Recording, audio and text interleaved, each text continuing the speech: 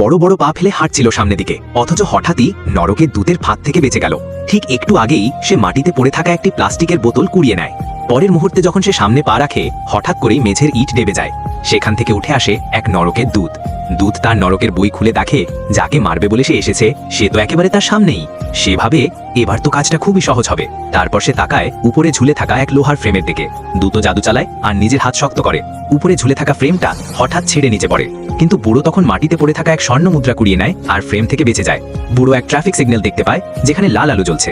সে নিজের স্বর্ণ মুদ্রা বের করে ওটার মধ্যে দিয়ে দেয়। সিগন্যাল আবার স্বাভাবিক হয়ে যায়। বুড়ো হেঁটে যেতে থাকে, আরেকটি স্বর্ণ মুদ্রা বের করে তা ঢুকিয়ে দেয়।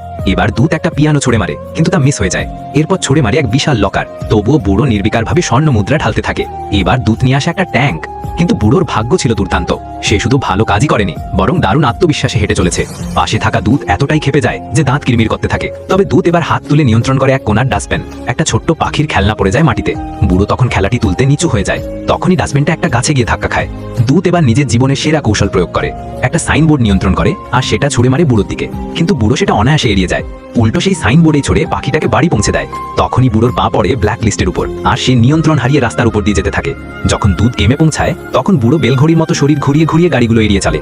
এমনকি হেঁটে যেতে যেতে গাড়ির সামনের পাখির পায়খানা মুছে দেয়। সে স্নেক মুভ দিয়ে ডাস্টবিনের মধ্যে ঢুকে পড়ে আর নিরাপদে রাস্তার অপর পারে পৌঁছে যায়। এই দৃশ্য দেখে দূতের মন ভেঙে যায়। এই সময়